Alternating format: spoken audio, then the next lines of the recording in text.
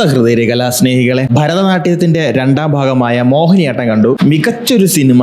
ഞാൻ ആലോചിക്കുന്നത് ഈ സിനിമയ്ക്ക് ഒരുപാട് തിയേറ്റർ കിട്ടിയില്ലെന്ന് തോന്നുന്നു. എന്റെ പേഴ്സണൽ ഒപ്പീനിയൻ എനിക്ക് അറിയില്ല. ബട്ട് കാരണം ഞാൻ ഈ സിനിമ കാണാൻ പോകുമ്പോൾ തിയേറ്റർ ഫുൾ ആയിരുന്നേ. പക്ഷേ ഒരുപാട് തിയേറ്ററിൽ ഈ സിനിമ ഉണ്ടെന്ന് എനിക്ക് തോന്നുന്നു. കാരണം ഒന്നത് വാഴ 2 ഓടുന്നു, പിന്നെ ഇപ്പം പള്ളിച്ചട്ടമ്പി ഒന്നും, അങ്ങനെ ഒരുപാട് വലിയ വലിയ സിനിമകളുടെ ഇടയിൽ പെട്ടുപോയ ഒരു കൊച്ചു സിനിമയായിട്ട് എനിക്ക് ഫീൽ ചെയ്തു. പക്ഷേ മൗത്ത് പബ്ലിസിറ്റി കൊണ്ട് മാത്രം പടം OTT-ൽ ഇതിന്റെ ഫസ്റ്റ് പാർട്ട് ഭയങ്കര ക്ലിക്ക് ആയതാണ്.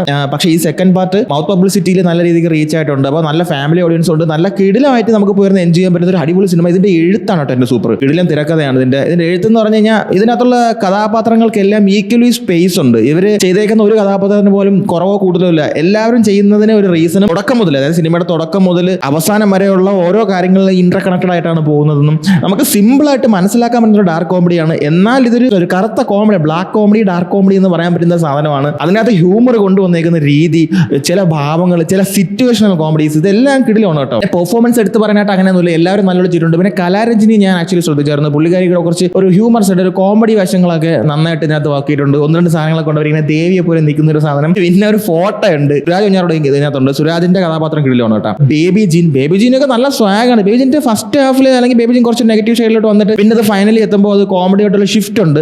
അപ്പോൾ പുള്ളി ഭയങ്കര ഈസി ആയിട്ട് ചെയ്തിട്ടുണ്ട്. അതുപോലെ തന്നെ സുരാജും ഇതിന് ഒരു നെഗറ്റീവ് കഥാപാത്രം ചെയ്യുന്ന ഒരു വ്യക്തിയാണ് സുരാജ്. ആ നെഗറ്റീവ് സൈഡും പ്ലസ് ഒരു കോമഡി രണ്ടും നല്ല ഈസി ആയിട്ട് കൈകാര്യം ചെയ്തിട്ടുണ്ട്. ബാക്കിയുള്ള എല്ലാ കഥാപാത്രങ്ങളും, ഇതിനകത്തുള്ള ചെറുതും വലുതുമായിട്ട് വന്നുപോയിട്ടുള്ള എല്ലാ കഥാപാത്രങ്ങളും വളരെ നന്നായിട്ട് തന്നെ പെർഫോം ചെയ്തിട്ടുണ്ട്. നമുക്ക് ഫാമിലി ആയിട്ട് പോയിരുന്ന് കണ്ട് എൻജോയ് ചെയ്യാൻ പറ്റുന്ന ഒരു സാധനമാണ്. പിന്നെ ജഗദീഷ് കുറച്ചേ ഉള്ളൂ സിനിമയ്ക്കകത്ത്, ഒരുപാട് അങ്ങനെ സ്ക്രീൻ സ്പേസ് ഇല്ല. പക്ഷെ ഉള്ള സമയത്തൊക്കെ നന്നായിട്ട് ചെയ്തിട്ട് പോയിട്ടുണ്ട്. അതിൽ അവസാനം മറ്റേ വേഷത്തിൽ ഒരു ഡയലോഗ് ഒക്കെ പറയുന്നുണ്ട് പുള്ളി. പിന്നെ ഓഫ് കോഴ്സ് സൈജു കുറുപ്പ് കംഫർട്ടായിട്ടുള്ള ഒരു കോമഡി ശൈലികളുണ്ടല്ലോ, ആ ശൈലിക്കകത്താണ് പുള്ളി ഉള്ളത്. പുള്ളി ഭയങ്കര ഈസി ആയിട്ട് ചെയ്തിട്ടുണ്ട്. പടം എന്തായാലും ഹിറ്റായി. ഇങ്ങനത്തെ വെറൈറ്റി സിനിമകൾ ആക്ച്വലി നമ്മൾ തിയേറ്ററിൽ പോയി കണ്ട് വിജയിപ്പിക്കണം. നമുക്ക് പറ്റുന്ന ആൾക്കാർ ഇങ്ങനത്തെ സിനിമകളെ തിയേറ്ററിൽ തന്നെ പോയി കണ്ട് വിജയിപ്പിക്കണം എന്നാണ് എൻ്റെ ആഗ്രഹം. കാരണം എന്താ, ചെറിയ ചെറിയ സിനിമകളാണ് ആക്ച്വലി വലിയ വലിയ സർപ്രൈസ് നമുക്ക് തരുന്നത്. സോ ഇതൊരു മസ്റ്റ് വാച്ച് സിനിമയാണ്. നിങ്ങൾക്ക് തിയേറ്ററിൽ തന്നെ പോയി കാണാൻ പറ്റുന്നുണ്ടെങ്കിൽ കാണും. നല്ല പടം. പിന്നെ ഭരതനാട്യം ഫസ്റ്റ് കണ്ടിട്ട് പോകണം എന്നൊന്ന് ചോദിച്ചു കഴിഞ്ഞാൽ എൻ്റെ അഭിപ്രായത്തിൽ അതിന്റെ ആവശ്യമില്ല. കാരണം ഇതിൽ ഓൾറെഡി സിനിമ തുടങ്ങുമ്പോൾ തന്നെ ചെറിയൊരു റീക്യാപ്പ് കാണിക്കുമ്പോൾ നമുക്ക് ഏകദേശം ഒരു കഥ, ഒരു രീതി മനസ്സിലാവും. അത് കാണണമെന്നില്ല. ഞാൻ ആക്ച്വലി ഇതിന് ഫസ്റ്റ് കാണാതെ തന്നെ ഈ പടം പോയി കണ്ടത്. ബട്ട് എനിക്ക് ഭയങ്കരമായിട്ട് ഇഷ്ടപ്പെട്ടു. നല്ല സിനിമ. അപ്പം നിങ്ങൾ എല്ലാവരും തിയേറ്ററിൽ തന്നെ പോയി കാണാൻ ശ്രമിക്കൂ. കിടിലം.